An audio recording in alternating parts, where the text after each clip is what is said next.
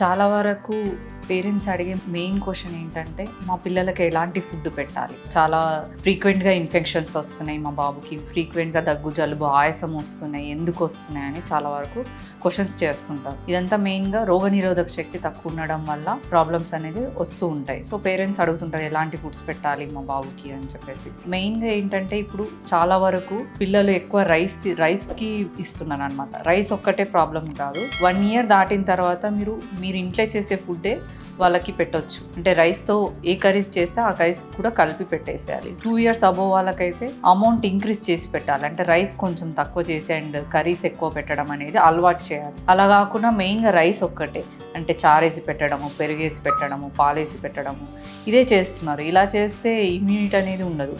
మెయిన్గా immunity boosting foods అంటే colour attractive, అందుకే వాటికి కలర్ అట్రాక్టివ్ ఉన్నాయి కాబట్టి వాటి నుంచి ఎక్కువ మనకు ఇమ్యూనిటీ అనేది ఉంటుంది. మెయిన్గా అవి ఆరెంజ్, గ్రీన్, ఎల్లో ఈ కలర్లో ఉన్న ఏదైనా కానీ ఫ్రూట్స్ అయినా కానీ వెజిటేబుల్స్ అయినా కానీ వీటి నుంచి మనకి ఇమ్యూనిటీ అనేది చాలా వరకు శరీరానికి అందుతుంటాయి. సో మీరు ఒక బాబుకి అడ్వైస్ ఇస్తున్నప్పుడు వాళ్ళకి ఫుడ్ చేంజ్ చేస్తున్నారంటే వాడికి కొంచెం రైస్ తక్కువ పెట్టి కర్రీస్ ఎక్కువ పెట్టండి. 2 years క్రాస్ అయిన తర్వాత మైన్గా 1 year to 2 years కొంచెం మనం స్టార్ట్ చేస్తుంటాం కాబట్టి వాడు ఫుడ్ తీసుకోవడానికి కొంచెం ఇబ్బంది పడుతుంటారు. తీసుకోలేకపోవడం, టేస్ట్ నచ్చకపోవడం, రోజు చేంజ్ చేస్తూ ఉండటం.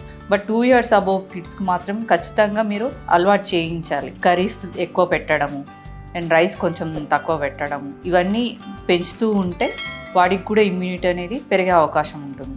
సో పర్ డేలో మీరు ఇంట్లో చేసే ఫుడ్డే పెట్టండి.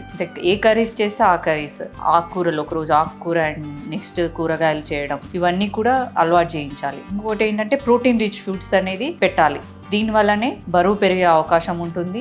ఇమ్యూనిటీ బూస్టింగ్ ఇది కూడా అవసరం అవుతుంది. సో మెయిన్గా ప్రోటీన్స్ ఉండేవి ఎందులో అంటే నవధాన్యాలు.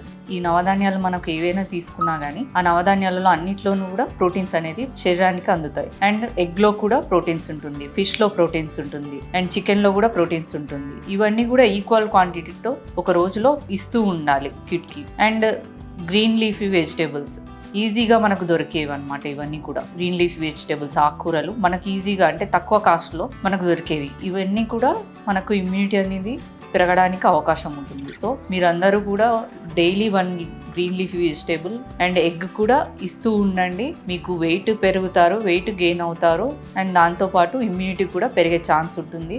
సో డైలీ 1 ఫ్రూట్ కూడా ఇస్తే అది ఇంకా చాలా మంచిది. ఇవన్నీ కూడా మీరు ఇస్తూ ఉంటేనే వాడికి రోగనిరోధక శక్తి అనేది పెరుగుతుంది. ఇన్ఫెక్షన్స్ కూడా తగ్గే అవకాశం కూడా చాలా వరకు ఉంటుంది.